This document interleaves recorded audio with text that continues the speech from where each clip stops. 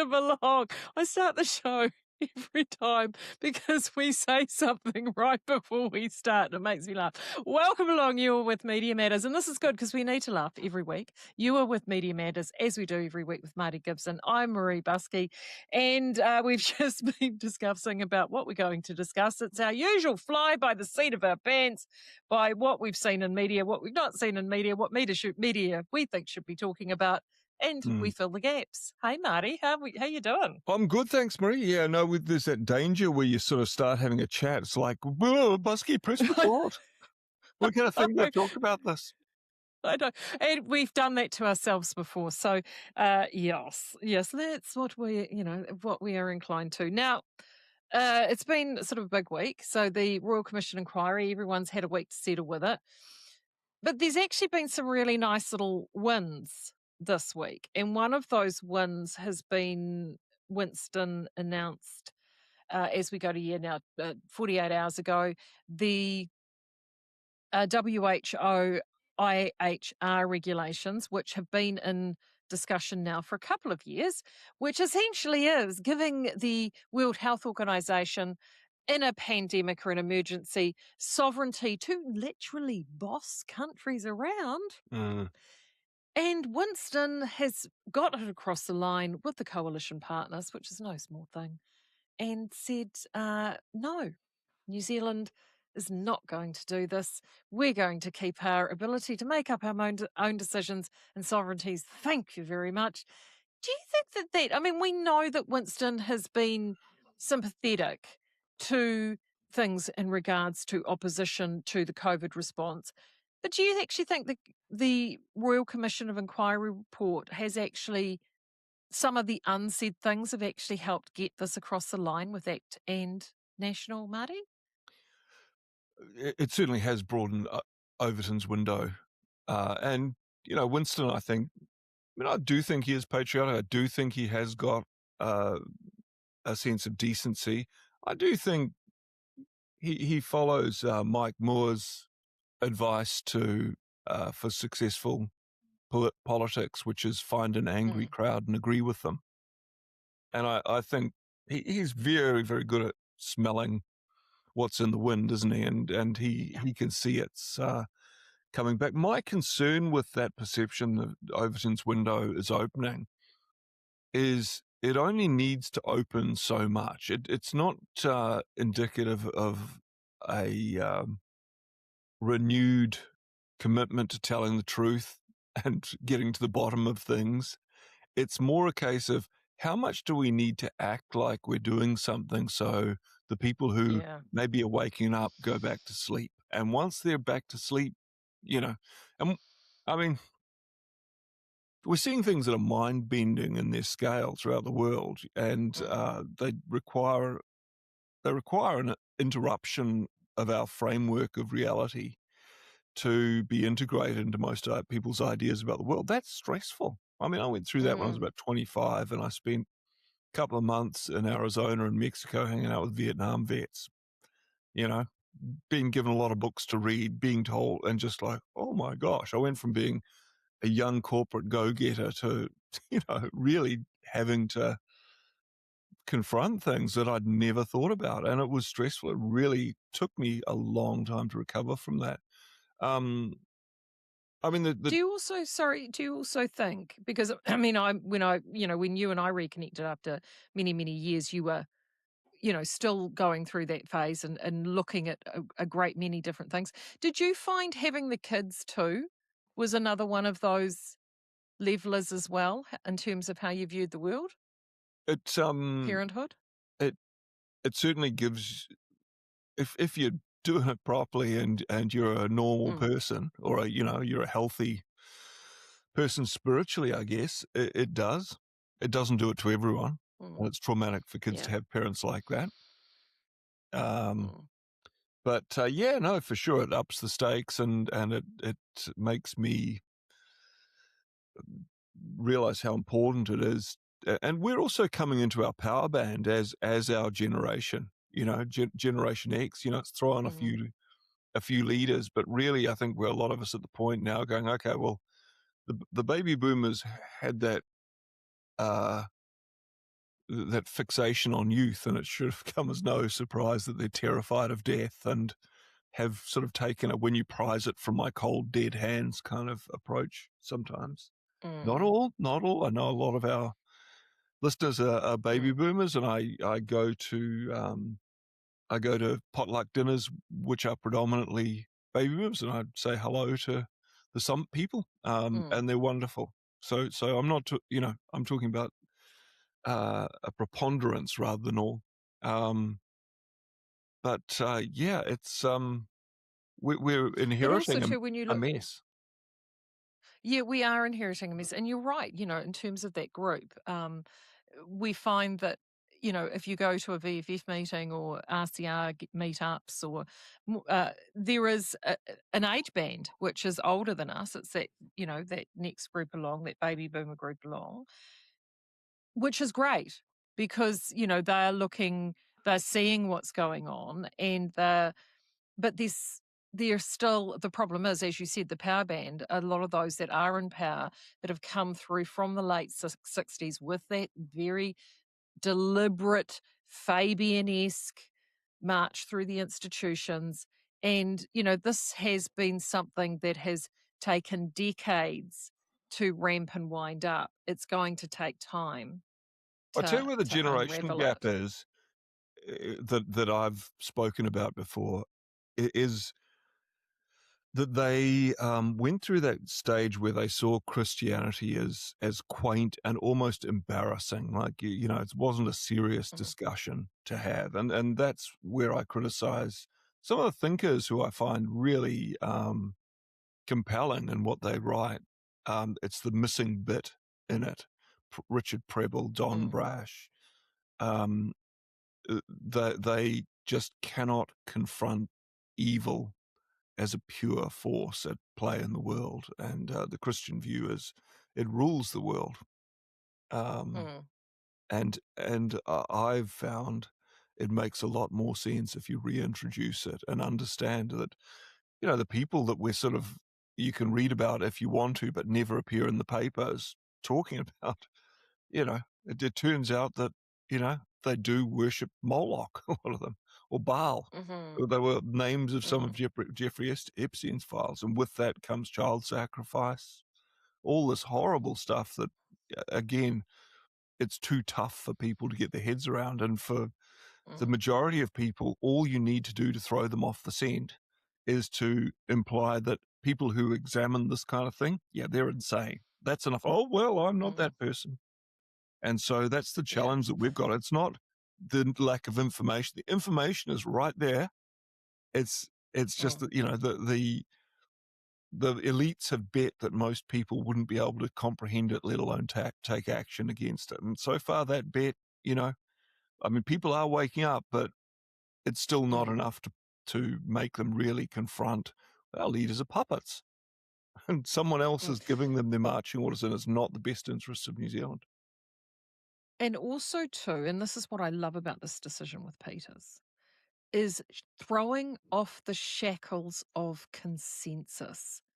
There was that phrase, those couple of paragraphs from the Royal Commission of Inquiry that essentially gave the literal middle finger to VFF, the New Zealand Health Forum, and NZDSOS, and saying, look, thank you, being very Yeah. patronising, thank you for supplying this That was information, an but alternative we view. are happy. Yes, we're happy. Alternative view, we're happy with the experts that we have in the scientific consensus.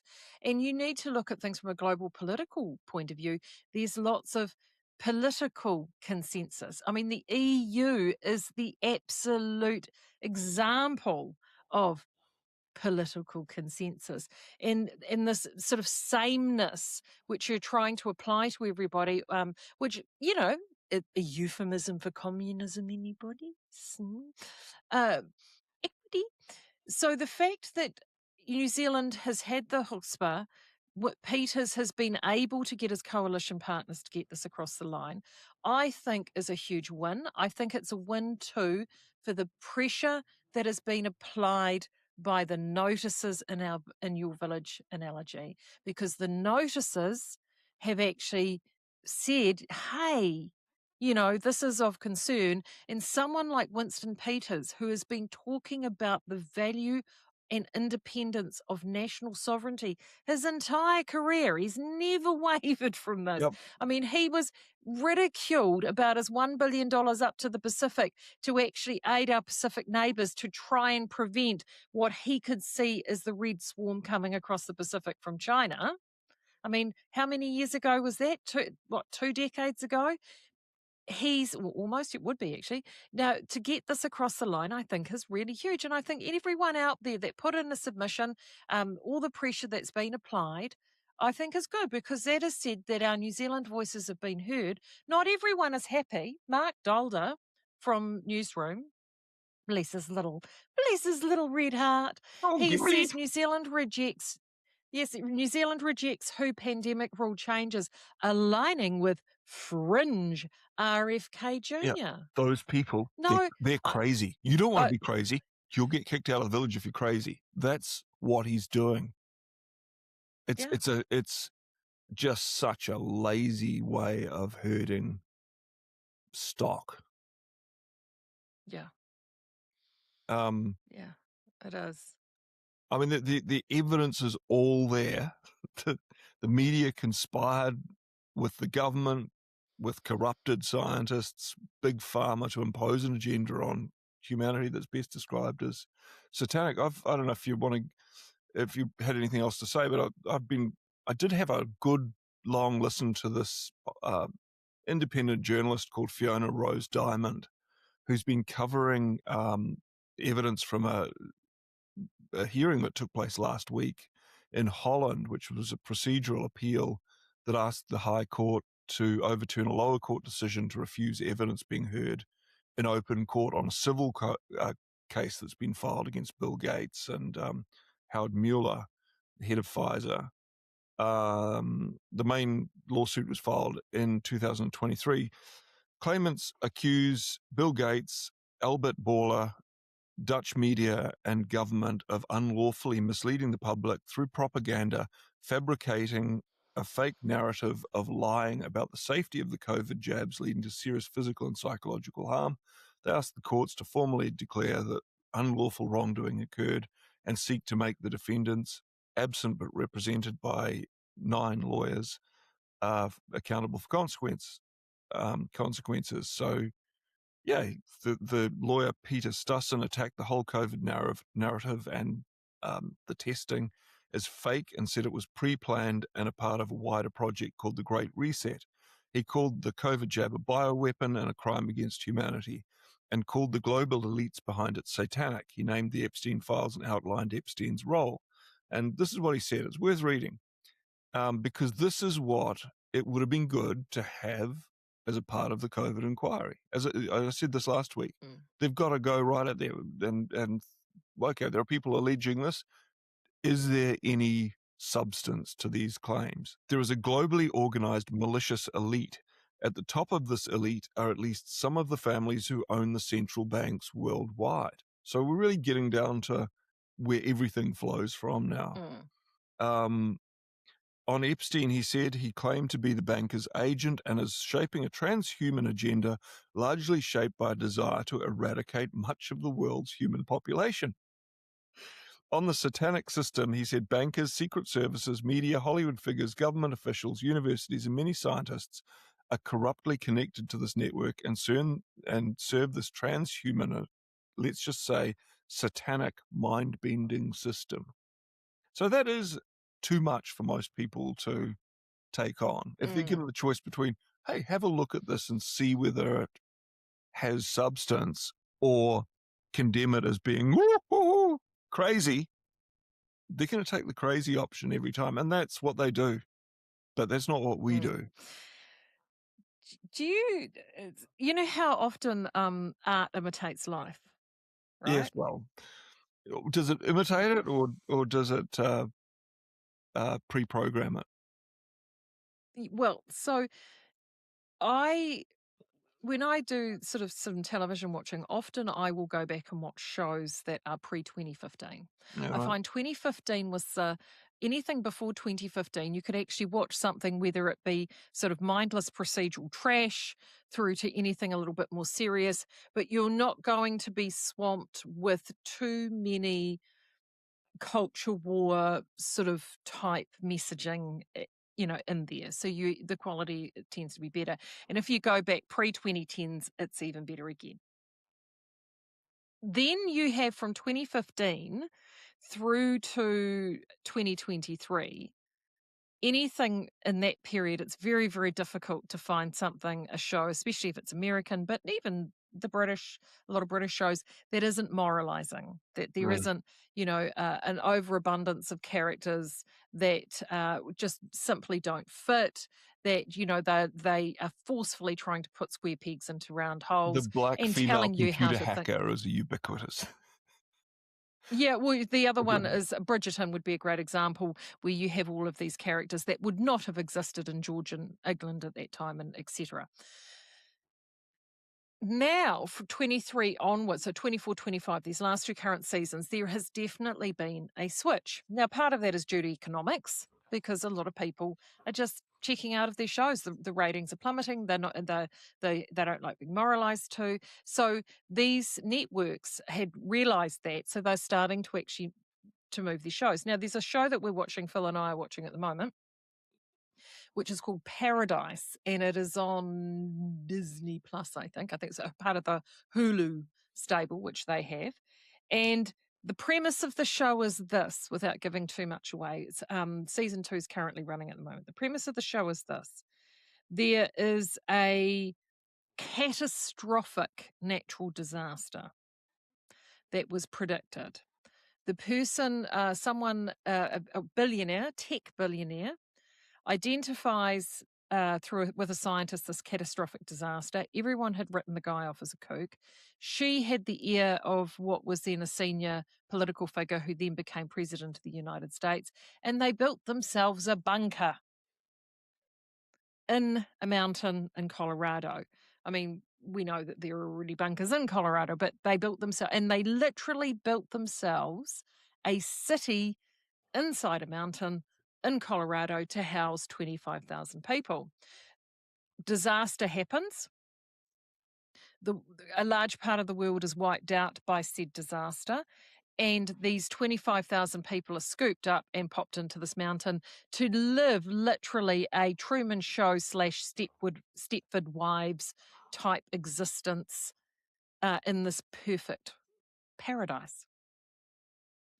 Meanwhile, you having to question what goes on outside. So as things go on, there is stuff going on outside, and we're now at the part between the friction between what's inside and what's outside of said mountain. Almost like Plato's And if you cave actually, analogy. very much so, and if you actually look at it as who are the protagonists and who are the antagonists, there's a bit of a flipping to how it would have been 5 years Mm. ago. So, the fact that things like that are starting to happen too is you get these little cultural shifts, and I'm quite intrigued by how we're seeing that out in our wider sphere. And I guess all of these things, there are so many things that are much bigger, but they do distill down to what we have here. And the fact that people are starting to know stuff, and I was going to talk about the cultural, but I think you've segued better into the Hooten piece, which was about 5 or 6 days ago now. In the Hooten piece, he essentially initially did a victory lap because a lot of the things that he spoke about at the time with the lockdowns and all the rest of it, he reiterates, and he sort of pretty much called it how he saw it. However, before he gets too big in his boots, he also he believes that Chris Hipkins, now this was published on the 13th, he believes that Chris Hipkins should be apologising to New Zealanders and especially Aucklanders after the Royal COVID inquiry. He genuinely believes that. Now, he believes that because the information was there at the time of things that could have done. And he's saying, yes, in hindsight, it's easy, when you don't know what you're facing, there are things you can't do. But as time wore on, you then knew what you were facing. And he has outlined that. And I mean, I'm pleased that he has written the piece.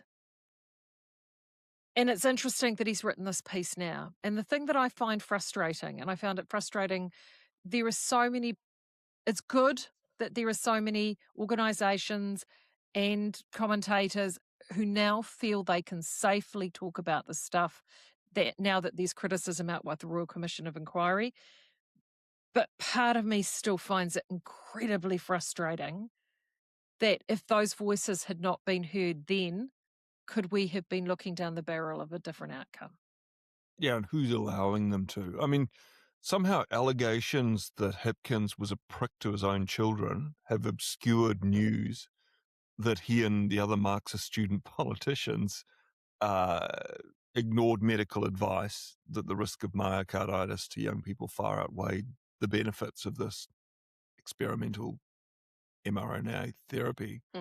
And they imposed vaccine mandates on, am I correct in thinking over 90% of Kiwis aged 12 to 18? The 2 shots for summer, Yeah, here, you could yeah. win this. You don't need to tell your parents. He did all that.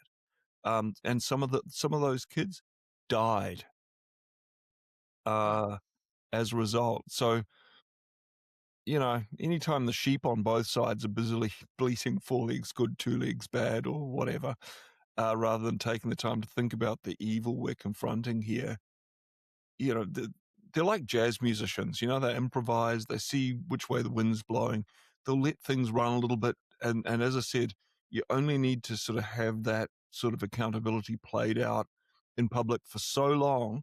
You don't need to get to the conclusion. You just need to do it for long enough that 65% of people, National plus Labour, go, oh, well, obviously the system's working, and people are being held accountable. Right, now what's on Married at First Sight? Mm. Yeah. Well, he was obviously exercised by the fact that they said they did a reasonable job. In his piece, he said when Hipkins became COVID-19 minister, the picture was even clearer. A standout academic paper summarising the global data by a team of Harvard, Dartmouth, and the University of Wollongong confirmed COVID was overwhelmingly a disease of advanced old age with the fatality risk among negligible for younger people. I can actually hear Ivor Cummings screaming in my head about this because he was one of the first to identify this back in the day, just saying. As we have learned in New Zealand since Ardern and Hipkins finally let it rip in 2022, COVID's mortality pattern most resembles dementia. Under 60s in practice only face the tiniest chance of dying of either and are 5 times more likely to die of suicide. On a year's life lost basis, New Zealand's suicide epidemic among people under 60 is 5 times worse than is ever plausible for COVID, yet no one ever suggested borrowing 60 billion to fix it. Yeah. Yeah, it's just like, Yeah. Christopher Luxon, doing that big thing. Oh, the 51 killed in Christchurch. That's a day's worth of abortions in New Zealand. Mm. You know, Yeah. Houghton also went on to say, for all the social distress and fiscal vandalism, Ardern and Hipkins barely saved any lives under 60, yet people under 60 will be paying for their mistakes for the rest of their lives. My theory is they have fallen in love with the crisis, with the television cameras, with the adulation from the global and liberal elite. They're in love with their own sense of moral rectitude. And when we're in love with the extraordinary powers of that the pandemic granted them. okay. 5 years later, it's easy for Hipkins to admit mistakes. They stare at him and all of us in the face. Sorry, it's harder and more important, harder and more important word if he wants Aucklanders to forgive him, and let alone any more of them that want to switch their vote back to Labour. See, this is exactly what I'm saying about the commentators who are allowed a platform are not able to countenance that there is evil at play here. That maybe, I don't know. Is it possible that he's been compromised and he's rolling out? He's a WEF young global leader. That's who they're talking about in this thing where they're talking about the Great Reset. So, Putin's got to go, oh, well, they're trying to cling to power, blah, blah, blah, blah, blah. Yeah, no. And I'll return to this because it's most of the research I've done. This guy says on vaccines as bioweapons, he said the COVID-19 mRNA is a military biological weapon system.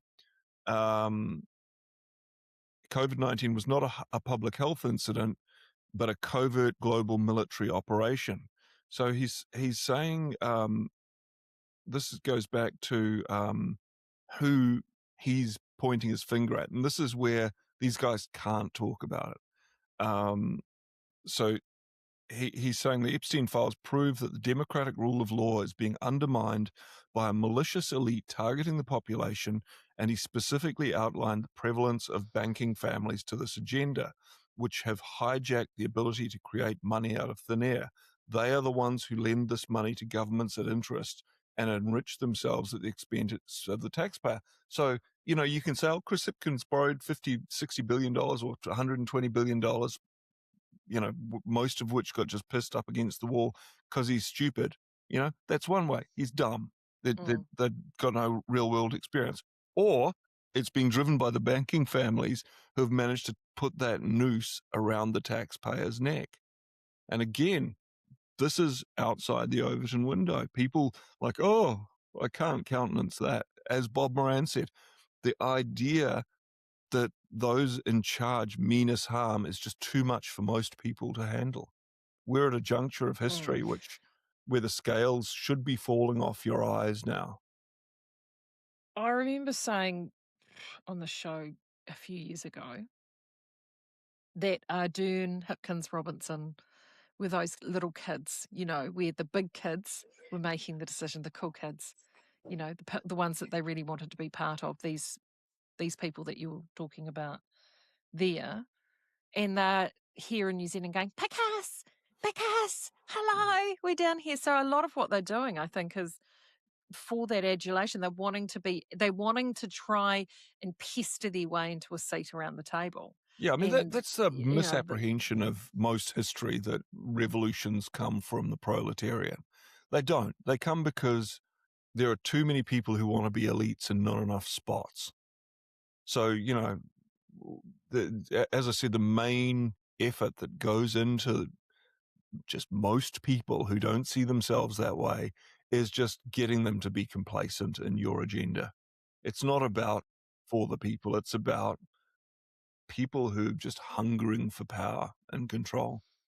And those people are able to be co-opted into the agenda of people far higher up. The people I'm talking about who've gathered for themselves the ability to print money and loan it to governments at interest and have just fabulously enriched themselves through that. Now own virtually all of the most important real estate, all of the most important companies. Like you've got private equity firms who've got first call on this borrowed money that can just turn this fake toilet paper money into property. And now we're at the point where we're waking up, realizing, I think as Thomas Jefferson said, like if we give away the ability to print money, then Americans will wake up as tenants in their own land. There they are now. Yeah. And we're seeing that through the insurance retreat in terms of, reinsurance. Yeah, that's a hammer New Zealand that they can use. Right at the exactly, and we're right at the forefront of that. So let's look at with the lens of obfuscation and where things are at. The whole chip and dip drama, as I'm calling it, it's my name for it. The chip and dip drama of this week. I've sort of did a bit of a zoom out on this over the last few days because just watching everything unfold. So what you have with this, if you have been, living under a rock, and you know what? I'd be there with you if I didn't have to do this. If you've been getting all of your news through Media Matters. Yeah. So Jade Paul, who is Chris Hipkins's ex-wife and the mother of his two children, popped out a post on her private Facebook, which has been subsequently screenshotted and then distributed. Now, there's been no calls at who screenshotted it and who distributed it. She has since taken the post down, but the post was in reaction to her ex husband as leader of the Labour Party putting out policy, particularly around family and the direction that Labour wants to head. And she found that highly egregious, particularly in her personal and lived experience that she had with him. And, I mean, she's someone since their split who has been absolutely silent, has said nothing, has been, off to the side while she's been shelved and replaced by Tony with an I. So she might have, I don't know what the circumstances. Did she have a couple of cocktails, a few ciders? I don't know. And let her fingers do the walking. I don't know. But that post has been shared. It didn't Now, strike me as being that. It struck me no, as being a crisis of conscience, where she was watching him just do this moral parade of care, and it was just absolutely grating against what she knew him to be like. Obviously, it's, yeah. we're still in the stage. The media jumped pretty quickly on saying, oh, the allegation's baseless, says Hipkins. Well, he would say that, wouldn't he? Yeah.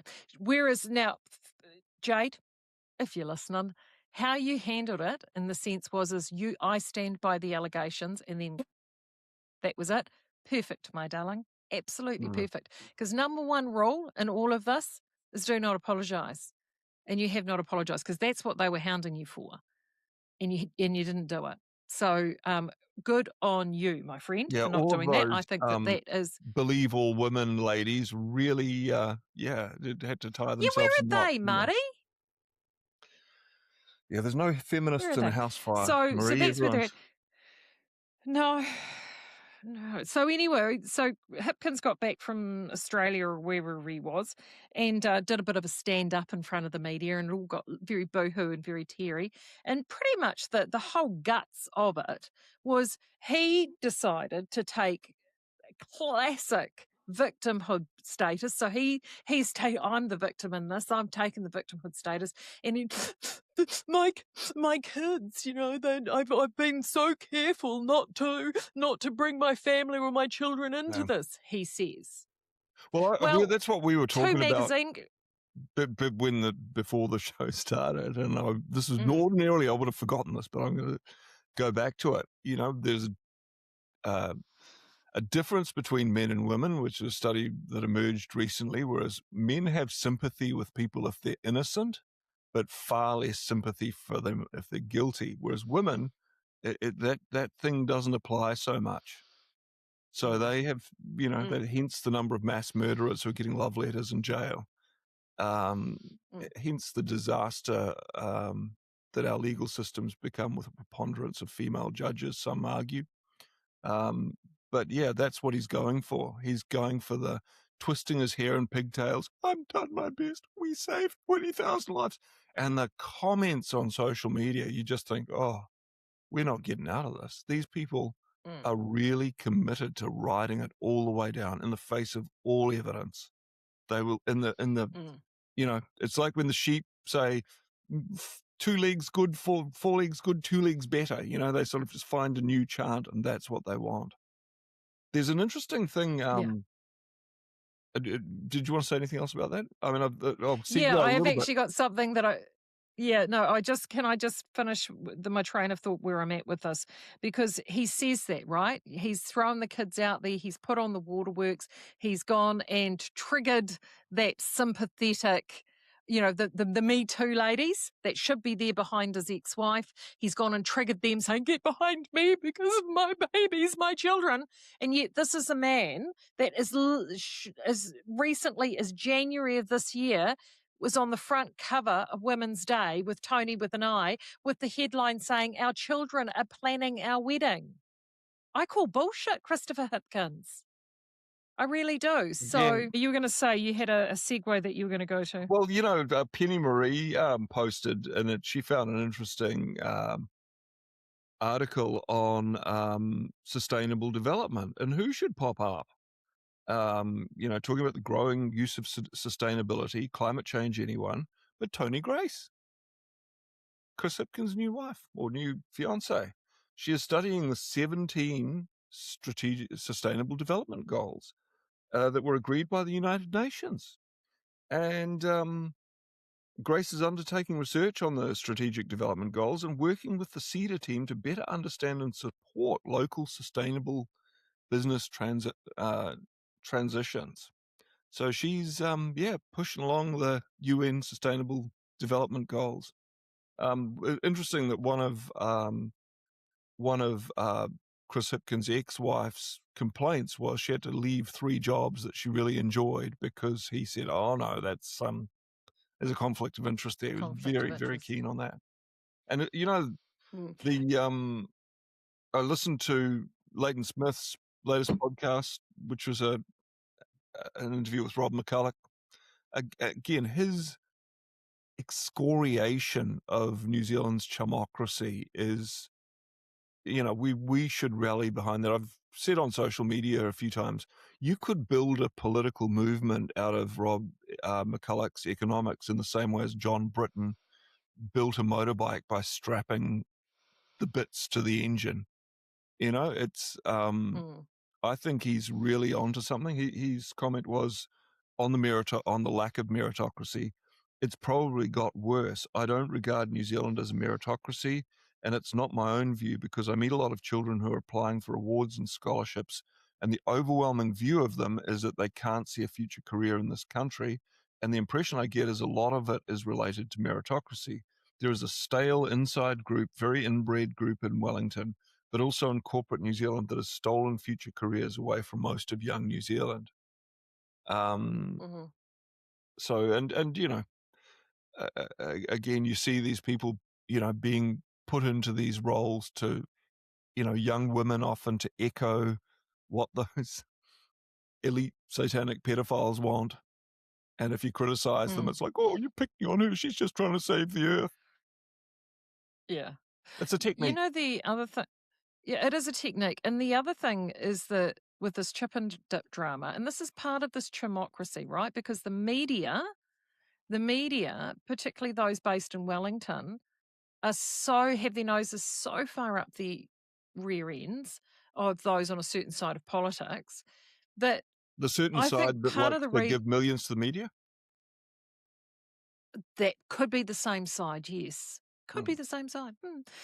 This is actually quite, they're trying to sort of twist and frame this entire chip and dip drama to, reestablish Hipkins as a victim after the, there are those outside of the little media clique that protect them have actually been really critical and jumped on the things from the Royal Commission of Inquiry that should have been jumped on, that actually have been sidestepped and missed by people like TVNZ on One News, which is what the Bruce Cottrell piece was about.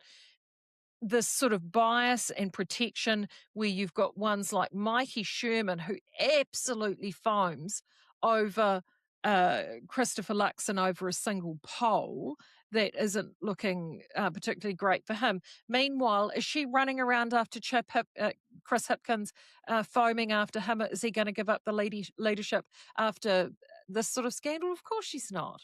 Of course she's not. So they're reframing him as Chippy the victim, and I think they're trying to get the power balance back to him. And then he has the gall to turn around saying, oh no, he considered it in the last 24 hours would he step down from the leadership, but no, he's not. Of course, he was never going to. Well, He was never going that's to. the So they're technique. trying to reassert to reassert their control, aren't They they? don't want Viktor Orbán's, Hungary's prime minister or the Polish prime minister. What the technique is, rather than have strong leaders, they give us pathetic. Someone mentioned the other day, I'm often criticizing men for being effeminate. It's not that there's anything inherently wrong with that. It's just the preponderance of them. And I do wonder whether they're compromised. But what the technique involves having these leaders like Keir Starmer blinking behind a spec. Anthony Albanese, who you just think sounds so stupid, he's not going to hurt me. Chris Hipkins, he's just a spotty little ginger. He's not gonna harm me. And so it's a way of lulling us into just complacency, as these sociopathic people are used to roll out these various profoundly anti-human, certainly anti-New Zealand agendas. I'd include Christopher Luxon in that as well, the HR lady, he's what we need, a corporate drone who no one likes. I know, and he doesn't help himself, bless him. Did you see the video of him attempting to dance at the ceremony Should just not do in that. Samoa? At least his wife has some rhythm, thank goodness. But oh, bless Christopher. It was not good. I did actually text Rodney and say that could he give him some dancing tips because he needs them, babes. Really needs them. It's bad. Yeah, I mean, It was bad. Bad. who knows? Maybe it's a humiliation ritual or something, but I mean, you have corporate retreats. His version of a Luxon struggle section. Yeah. You have corporate retreats, people do stuff like that. It's not his first rodeo. So sad. Yeah, there is so much distraction. I mean, the Cotterill piece he's now had 4 pieces since the new year, and he has been absolutely swinging in every single one. 2026 is the year of truth. The year of truth, Bosky. He was really upset over that spending, that 30 billion that didn't get spent towards COVID. And as he said, there was no questioning from our national news agent that carries still the 1/3 of people that trust the media, listen to them. And as he said, there were errors, omissions, and financial impropriety against Chris Hipkins for that, and Grant Robertson. And where's TVNZ? Crickets. Yeah. Nothing. Crickets. But that's the problem. Yeah, there are people who will still, think, okay, well, he's our leader. Think about the village. You go up to a villager who's hoeing turnips and say, hey, look, I think our leader actually means us. And they're like, oh, la, la, la, la, la. They don't even entertain that thought. The only way someone could be thinking that is if they're insane. And that's the technique they use. Yeah. I'm about to head across the ditch. So instead of you popping across the ditch and coming back with a bit of a report, it's going to be me this time. I'm heading across there later today after we record this. So drink a lot of jammy reds in the Barossa Valley. Yeah, I know. I'm going to South Australia. I'm really looking forward to visit very close dear friends that moved there a little over a year ago, part of this Kiwi brain drain. Yeah. So I will be very intrigued to see how things are across there. So I will report back when I do get back. Other things now. Before I had one other thing on my list, but what did you have anything else on your list before we divert to that? No, I didn't really. I mean, as I said, I've been cleaning a lot of carpets and I've had a lot of flood jobs, which is great. But just that. I mean, as usual, put links in. I would encourage you to go and read that that Fiona Rose Diamond report, and just think about what could have been with our COVID inquiry, and that's where it needs to go. And I mean, I was very encouraged to see Winston Peters also say we need an independent report on the inquiry, or a what did he ask for? A select committee. Select committee hearing, right? A select committee, I think. So, yeah, the truth will out. Yeah. Hey, one of the things, because I've got a little independent, do-it-yourself fuel stop down the road from us, and every day that I've driven past there, I've been watching the petrol prices ramp up and up and up and up. And Nicola, bless her, with the comms people, all those journalists that now no longer work in journalism, now working for comms for the government, have come up with this really unique, novel, original idea if we end up having to worry about our fuel supplies. And it's a traffic light system, Marty. It's just two sides of the same coin, isn't it? Oh my gosh. I was just like, didn't anybody, well, they wouldn't, because of course all those people there all think they did a wonderful job, didn't they? So they probably thought, this worked such a treat last time, let's roll it out again. Yeah, and it probably, as you say, is I the wonder how same many people. bureaucrats. Well, I know. I have to admit, I did look at that. I mean, look, it's great that they're thinking ahead. That's really cool. But I have to admit, I was like, oh my word. You know, there is a segment, I think at least a third of the country that would have seen that going and rolled, like deeply sighed and rolled their eyes. I mm, really do. yeah, Anyway, so on that, we haven't really talked about the war in Iran because, to be brutally honest, what can we do a million miles away?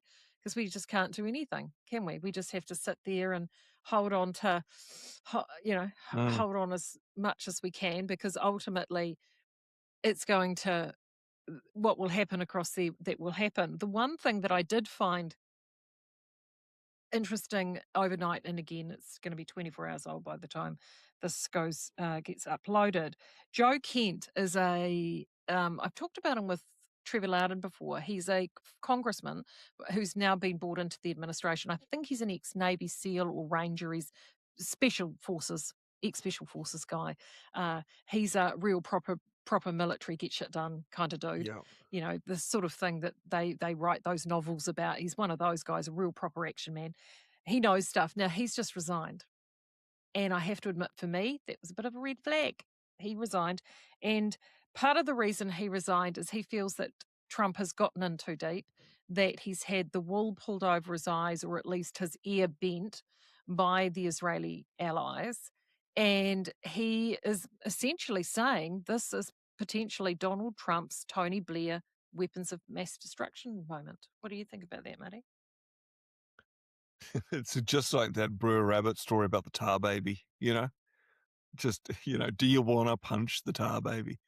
I Mm, like the way Donald Trump doesn't respect institutions. I think I mentioned that last week. He's mm, like, well, we'll get Maduro out and see how the next guy goes. How are you gonna go, next guy? You saw what happened to him, mm, right? Doesn't feel the need to dismantle a country's institutions and rebuild it because yeah, it's there's that old everywhere I see broken eggs, where's the omelet, comrade? Um, but yeah, I mean, you've got to understand the way the Israelis see things and the way a lot of American Zionist Christians have been conditioned to see things, and it is that they're fulfilling biblical prophecy. There's, as I said, a lot of those soldiers, the Israeli soldiers in that conflict, have got a Temple Mount logo on their shoulder, which speaks to rebuilding the Temple Mount and having a kicking off Armageddon. So that's what you're dealing with. Again, it you can sort of try and frame this in logical ways where people are acting in self-interest or in error, but to really sort of explain it, you need to, as I said, have evil as one force, and it's a force that hides among people like wolves. Um, and understand, yeah, that what the way these people see things is biblical. mm. Trump, well, yeah, I'm not going to go because I don't know enough about that, to be brutally honest. But I also know a bit about human nature, and a lot of the people that are on the ground with that won't see that. They will be either following orders or looking at things more immediate and close to home, not looking at it at a large spiritual level. Mm. So I think that I mean, in human nature, has a lot to answer for. One of the things that I thought Trump was interesting, and that also again in the last little bit, is that he's calling to NATO. I mean, he wants to get the Strait of Hormuz open, or at least protect it, so you can get the flow of oil going. Perfectly reasonable thing to do. And yet you've got NATO saying, yeah, nah, you started this. We don't want to know. Go back to those elite banking families. Well, Yeah. I'm like, well, that's cool, NATO, but are you going to get your oil from the Russians now? Who you have just been, bombing the tits out of, or supplying a, the other side of a wall to bomb the tits out of them. And you reckon you're going to turn around and Vlad's going to go, yes, come and buy my oil, it'll be fine. You know, Well, there's I no I just I found that quite astounding. Yeah, there's a good X account, Promethean Action. I'll post a link in the comment in the well wherever we post Mm, links in the show notes. Um, and their contention is that um, th- what's happening is the dismantling of a British hegemony because when Winston Churchill, prior to World War II, made the decision that they were going to um, take British warships off coal and put them on oil, the problem was that Britain had a lot of coal, didn't have a lot of oil, and so Persia was where they found a place. There was some investor who was backed by the British government. There was a place where oil was seeping out of the ground. They went in there, and BP and or some other company that had a different name initially was born. And so they've, her thing was it's been a very British thing. And what Trump's doing, it really is, as I said, we're in a historically unprecedented time. There's some really historic stuff taking place, and you're not going to read about it in the paper because it's too mm, disruptive. It's too much for people to take. But who knows? As I said, you don't know. The story you're being told is unlikely to be the truth. There's a fog of war here, but I think on mm. balance, if you read about what the mullahs did in Iran, and I happen to, not be a person who fawns about Islam. I think it is being used as a way of destroying the West. So this did chop the head off the snake because all of that radical, violent exporting Islam, a lot of it came out of Iran. So pretending, So then, yeah, from your spiritual lens, as someone that can't really make comment on that, Zionism versus Islamism, who is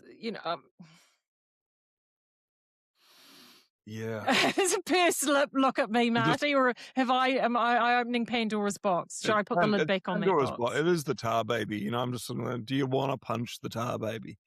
I mean, there's a whole there's a whole civilization that worshipped Baal and sacrificed children to Moloch, and they're still doing that. And so they're tucked away in all this, and you have to have the power of discernment to, you know, Mm, and even then, if you commit too fully to thinking something's the truth, you can be found, you can be deceived. mm. And then you do what someone like me does is you bring it all the way back to what it is that you can control. Remember that good old serenity prayer?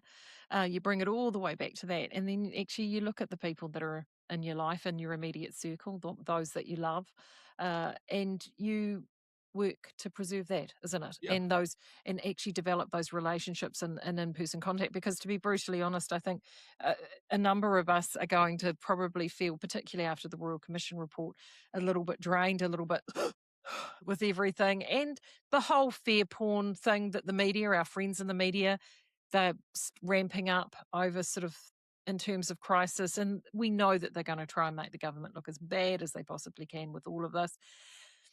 I have to admit, what I'm looking forward to heading away is just turning this off for a bit. Yeah. I mean, my It'll be nice. take uh, on things that isn't in the news is we are in a state of civilizational collapse. It's happening. They can't talk Mm, about that because mm, New Zealand Herald's got 36 months interest-free ads on their front page most weeks from Harvey Norman, and so it doesn't really square with that to say, hey, this whole thing this whole house of cards seems in danger of imminent collapse. But yeah, the you've got to do this sort of circuit training with what's my assessment of what's happening in the world. Um, how how am I geared up to be congruent with that, and how am I personally? So you don't want to get too involved in current events and mm, have your personal life a mess or your habits. You've got to see to your own nobility. Um, and I find, yeah, going from one to the other of those 3 points, um, as a way of avoiding getting too snowed under. Yeah, there you go. If you've got any comments you'd like to leave us, 2057 is the text, inbox at rcr.media is the email. I'm going to do a separate mailbag this week, so do have a look out for that. So that's where all those are going to be. But so next week, actually, you and I haven't had a chance to talk about this. It'll either be Marty and I next week or Marty and someone else next week, depending on how I go, because there will be a 3-hour time difference for me. But other than that, I will be back for Council Watch webinar with Catherine Ennis Carter.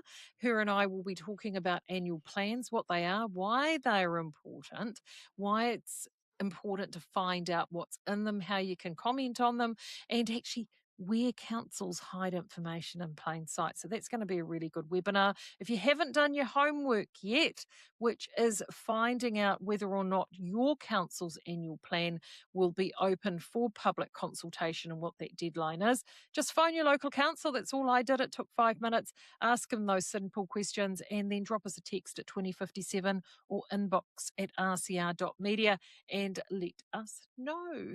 I All would right, just add Marty, to that, that's us for another Marie, week. before we go. Mm. Remember, if you get 10 people together who are really dedicated to doing just that, to holding your council accountable, to highlighting some of this stuff, you can make enormous change. You don't have to worry about how most people are asleep. It makes a huge difference. That's if that's your inclination, then follow it, do it.